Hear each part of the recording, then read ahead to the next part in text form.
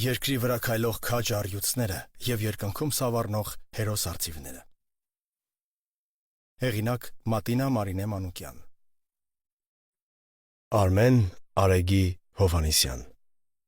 Ապրիլյան պատերազմի անմահ հերոս։ Ծնվել է 1978 թվականի մայիսի 13-ին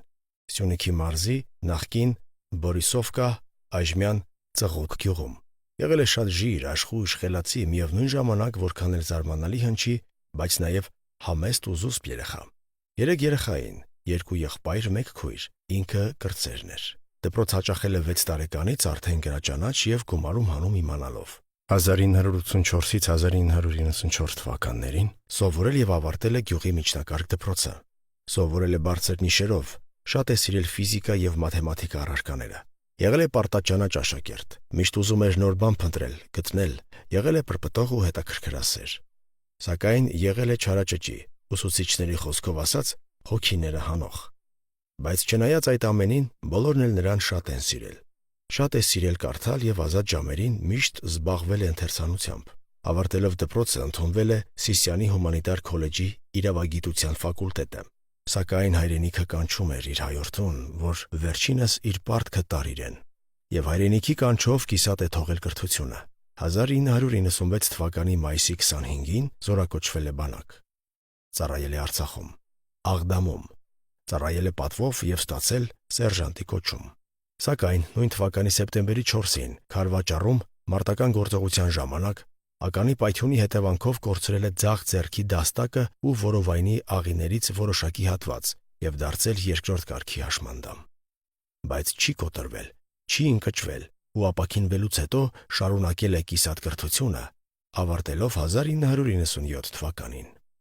Նույն տարում աշխատանքի է անցել իրենց գյուղի ակումբում, որպես ակումբավար։ Աշխատել է մինչև 1999 թվականը։ Շատ խելացի, համարձակ, հայրենասեր ու հայրենապաշտ հայորդի էր։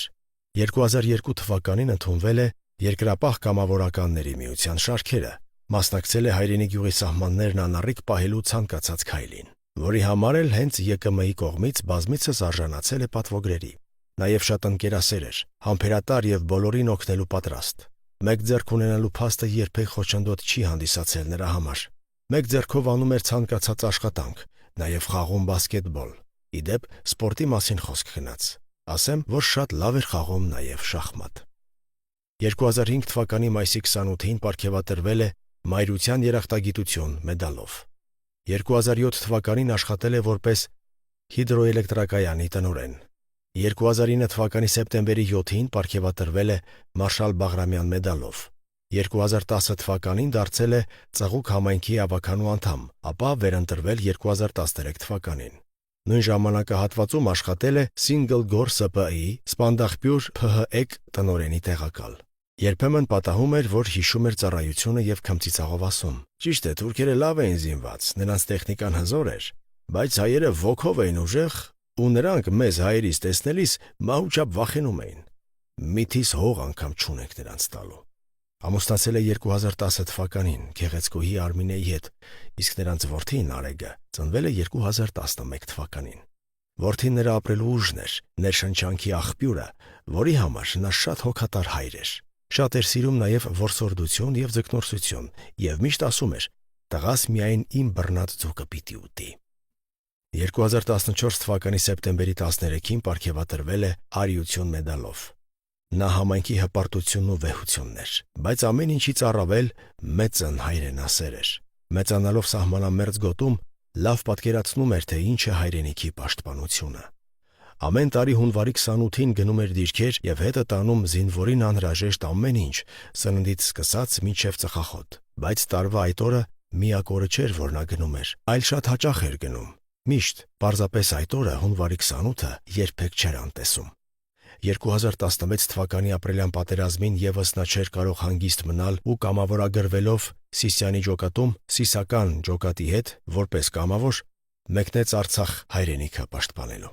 Թեպետ մեկ ձեռքով էր, թեպետ որովայնի աղիների մի մասը չկային և ուներ առողջական խնդիրներ, բայց միևնույնն է, հոգին անհանգիստ էր, իժլուման չունենալ և անմասն մնալ հայրենիքի պաշտպանության գործում չէր կարող, թեկուզ կյանքի գնով։ Եվ այդպես էլ եղավ։ Նա ասել էր. «Գնա մեր 18 տարեկան զինվորների կողքին լինեմ, նրանց թիկունք լինեմ»։ Նա լավ գիտեր, որ գուցե հետ չգա, բայց եւ այնպես իմանալով էլ գնացել է։ Գնացել եւ վիրավորվել է ապրիլի 4-ին։ Մարտակերտի շրջանի Թալիշ գյուղում թշնամու ԱԹՍ-ից ստանալով 4-րդ կարգի ծանր այրվածք։ Սակայն ցավոք նրա կյանքը փրկել չի հաջողվել։ Մեր հերոսը հավերժացել է ապրիլի 7-ին։ Հավերժացել է ապրելով ընդամենը 38 գարուն։ Ապրիլի 7, որ հայի համար տոն է, մայրության եւ գեղեցկության տոն։ Ինչու սիրելի հերոս, միթե քո նվերը կնոջդ ու մայրիկիդ դա էր։ Եվ չզարմանաք, եթե ասեմ, այո, նա իր հավերժանալով խաղաղություն նվիրեց իր թանկագին մայրիկին եւ նույնքան սիրելի կնոջը, խաղաղություն, որ վեր էր ցանկացած տեսակի նյութական թանկարժեք նվերից։ Փառք մեր անձնվեր քաջի հիշատակին։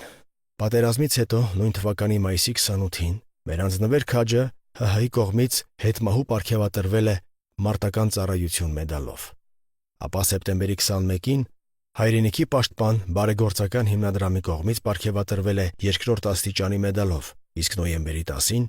Հայաստանի երկրապահ մեդալով։ Ասում են, երբ վիրավորվել է, հարցրել է. «Ես կապրեմ»։ Ընկերն ասել է. «Իհարկե, խոսում ես, ինչպես չես ապրի»։ Իսկ նա պատասխանել է. «Չէ, այս անգամ չեմ ապրի»։ Ապա ավելացրել է. «Արեգիս լավ կնայեք»։ Սրանք են եղել նրա վերջին խոսքերը։ Նրա հայրենի գյուղի ծղուկի ռազմագիտության դասարանն այսօր անվանակոչված է իր անունով։ Իսկ գյուղի սկզբնամասում 2016 թվականի նոյեմբերի 10-ին ընկերների ջանքերով բացվել է նրա հիշատակը հավերժացնող աղբյուր հուշարձան։ Մեր անվեհեր քաջը այնպես ապրեց ու այնպիսի անուն թողեց, որ ամբողջ ծղուկի երիտասարդությունն ու ոչ միայն ծղուկի, այլ նաև համայն հայությունը իրենից օրինակ վերցնի։ Քանզի նա արդեն ողջ հայ ազգի հերոսն է։ Մեր քաջազուն ու անձնուրաց հերոսի առջև խոնարհվում եմ եւ պատվի առնում։ Պատիվ ունեմ։